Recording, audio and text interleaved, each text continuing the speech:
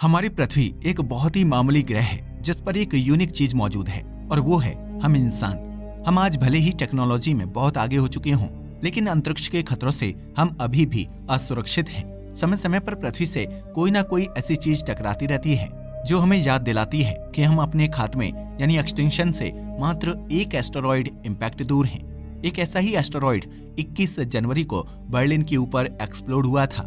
आज हम आपको उस एस्टेरॉयड के बारे में तो बताने ही वाले हैं, साथ ही में हम आपको राम मंदिर की उस तस्वीर को दिखाने वाले हैं जिसे स्पेस से कैप्चर किया गया था। सिर्फ इतना ही नहीं, हम आपको नासा द्वारा कैप्चर की गई एक नई ब्लैक होल की तस्वीर को भी दिखाने वाले हैं और साथ ही में ब्रह्मांड में ढूंढे गए सबसे पुराने ब्लैक होल के बारे में भी बताने वाले हैं, जिसके बाद ब्लैक होल अब और भी ज्यादा मिस्टीरियस बन चुका है।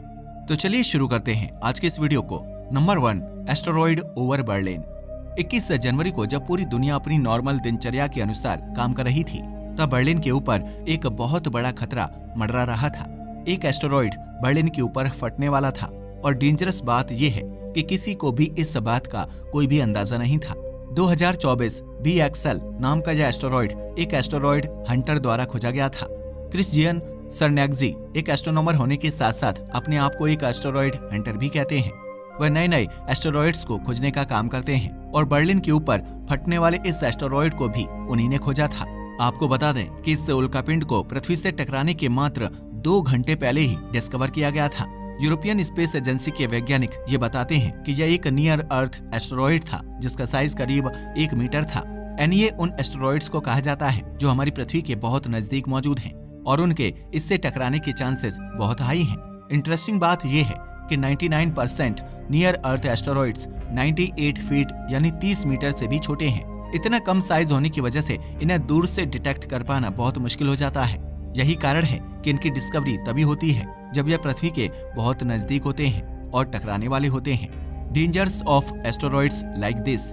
आमतौर पर यह उल्कापिंड हमारे लिए ज्यादा बड़ा खतरा नहीं होते, लेकिन कई बार इनकी वजह से सीरियस डैमेज भी देखने को मिल सकता है। 2013 में रूस के चेलेबिंस्क में एक एस्टेरॉयड फटा था जिसकी शॉक वेव्स और अल्ट्रावायलेट रेडिएशन की वजह से करीब 1600 लोग घायल हुए थे। सिर्फ इतना ही नहीं, इस एस्टेरॉयड एक्सप्लोजन में निकलने वाली तीव्र रोशनी की वजह से कुछ लोग टेम्पररी अंधे भी हो गए थे।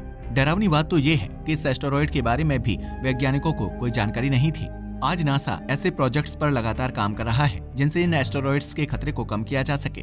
डार्ट टेक्नोलॉजी के जरिए अब वैज्ञानिक किसी भी एस्टेरॉयड को पृथ्वी के रास्ते से हटा सकते हैं। सिर्फ इतना ही नहीं, 2027 में लॉन्च होने वाली NEO सर्वेयर सैटेलाइट यानी NEOMIR के जरिए नासा ऐसे ऑब्जेक्ट्स को ढूंढने की कोशिश करेगा जो पृथ्वी के बहुत नजदीक हैं और इससे कभी भी टकरा सकते हैं। अगले ही साल यानी 2025 में वीरा सी रुबिन नाम की ऑब्जर्वेटरी को नेशनल साइंस फाउंडेशन के द्वारा फंड किया जाएगा ताकि वह सोलर सिस्टम के ऐसे ऑब्जेक्ट्स की लिस्ट बना सके जो पृथ्वी के लिए खतरा हो सकते हैं। विज्ञान की हिस्ट्री में ऐसा 8 बार हो चुका है जब किसी ऐसे एस्टेरॉयड ने पृथ्वी को हिट किया हो जिसके बारे में हमें कोई भी आइडिया नहीं था। Number 2, new photo of a supermassive black hole. जब किसी अत्यधिक विशाल तारे की मृत्यु होती है तो वह एक ब्लैक होल में तब्दील हो जाता है। हर गैलेक्सी के केंद्र में एक सुपरमैसिव ब्लैक होल मौजूद होता है और ऐसा ही कुछ हमारी गैलेक्सी मिल्की वे के साथ भी है। स्क्रीन पर दिख रही तस्वीर में आप मिल्की वे के केंद्र में मौजूद ब्लैक होल को देख सकते हैं। इस तस्वीर को इवेंट होराइजन टेलीस्कोप द्वारा कैप्चर किया गया था, जो एक सिंगल टेलीस्कोप होने की जगह अलग अलग रेडियो टेलीस्कोप्स का एक नेटवर्क है। ये सभी टेलीस्कोप दुनिया के अलग अलग कोनों में मौजूद हैं और एक साथ मिलकर ब्लैक होल्स के डेटा को कलेक्ट करते हैं। जब इस डेटा को एक साथ कंबाइन किया जाता है तो हमें ब्लैक होल की पूरी पिक्चर मिल जाती है। M87 black hole image.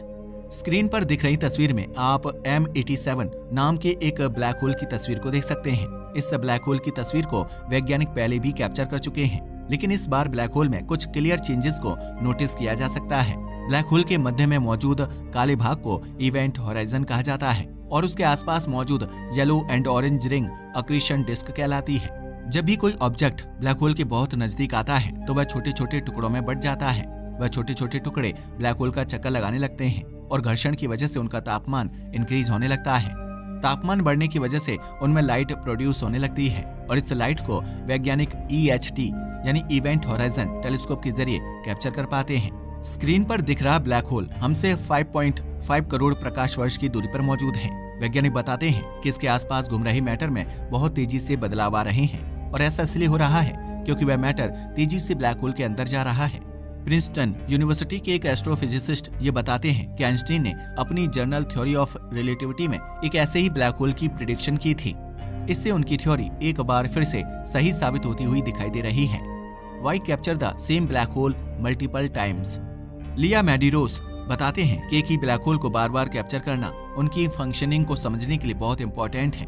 फिलहाल वैज्ञानिक M87 ब्लैक होल की अक्रीशन डिस्क को स्टडी कर रहे हैं, लेकिन आने वाले समय में इसकी मैग्नेटिक फील्ड और इसके आसपास चक्कर लगा रहे प्लाज्मा को भी स्टडी किया जाएगा। ऐसा करने के लिए वैज्ञानिक भविष्य में और भी नई तस्वीरों को खींचेंगे।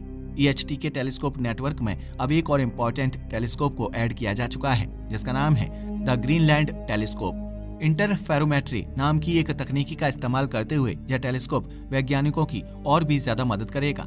आने वाले समय में जिन भी तस्वीरों को कैप्चर किया जाएगा उनका मकसद होगा ब्लैक होल की मैग्नेटिक फील्ड को समझना, जो किसी भी स्पेस ऑब्जेक्ट का एक बहुत ही महत्वपूर्ण हिस्सा होती है। Number 3, Japan became 5th country to land on moon softly. 2023 में भारत दुनिया का चौथा ऐसा देश बना था जिसने चांद पर सक्सेसफुल सॉफ्ट लैंडिंग की थी। इससे पहले रूस, अमेरिका और चीन चांद की सतह पर अपनी स्पेसक्राफ्ट्स को ऑलरेडी उतार चुके थे।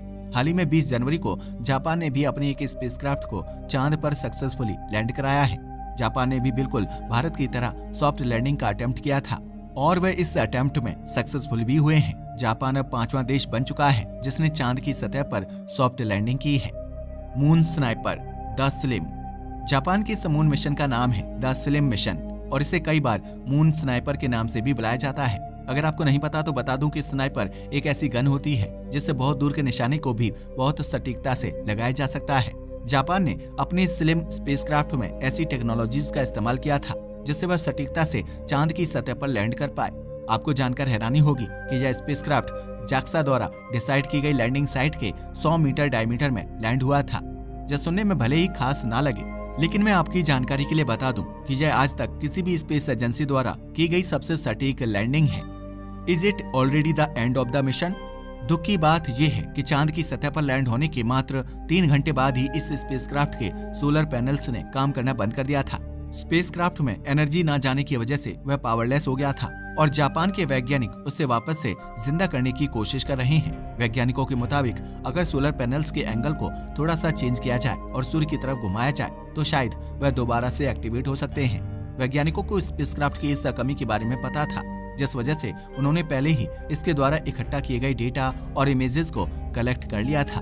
लेकिन खुशी की बात यह है कि अपनी लैंडिंग के 9 दिन बाद ये स्पेसक्राफ्ट फिर से पावर को रिस्टोर कर चुका है। Details about the spacecraft. इस स्पेसक्राफ्ट को शिओली क्रेटर के बॉर्डर पर लैंड कराया गया था। स्क्रीन पर दिख रही तस्वीर में आप स्लिम स्पेसक्राफ्ट की लैंडिंग लोकेशन को देख सकते हैं। इसमें 2 रोवर्स मौजूद हैं जो चांद की सतह को एक्सप्लोर करने का काम करेंगे। इसके अलावा इस स्पेसक्राफ्ट में एक इंफ्रारेड कैमरे को भी लगाया गया है जो चांद की लोकल जियोलॉजी को स्टडी करने का काम करने वाला है।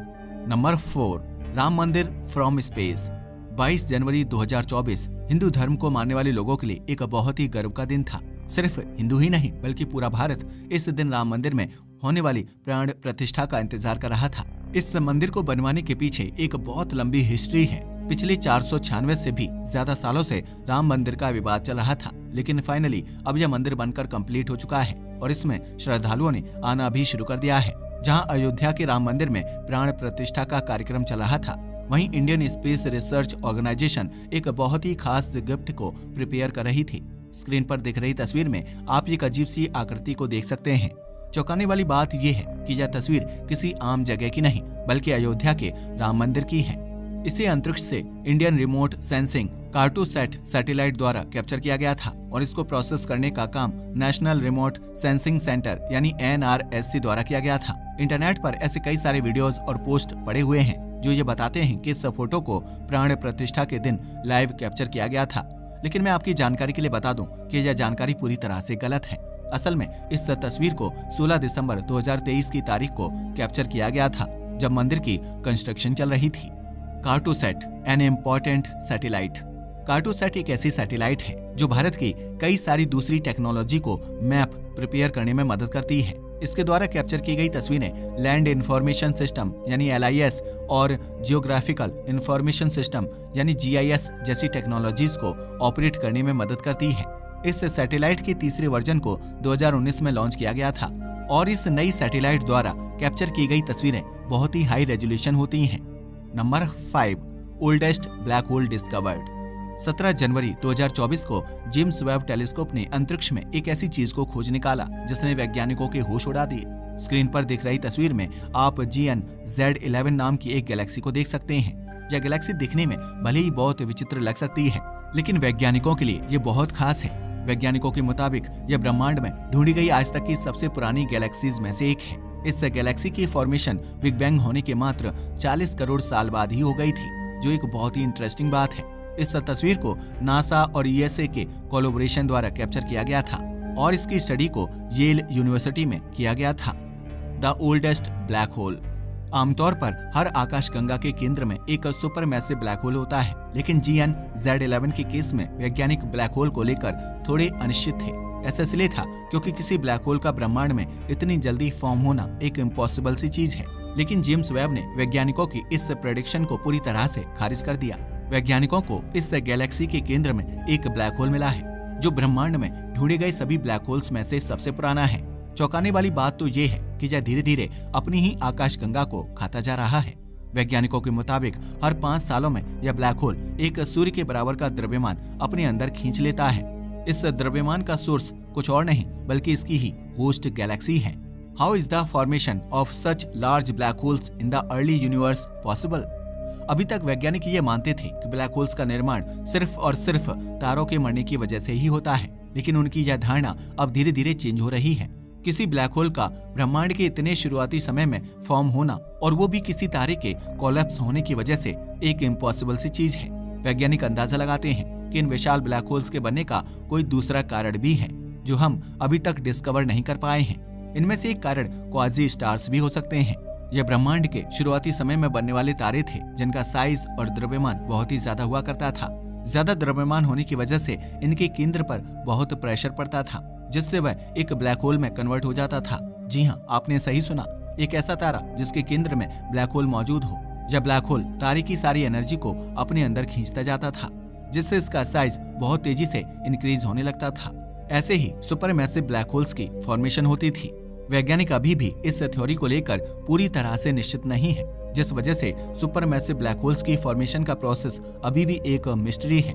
वैसे आपका इस बारे में क्या कहना है कि एक सुपर मैसिव ब्लैक होल का निर्माण कैसे होता है? हमें नीचे कमेंट करके जरूर बताइएगा। आज के लिए बस इतना ही। वीडियो पसंद आया हो तो इसे लाइक और शेयर करें। धन्यवाद।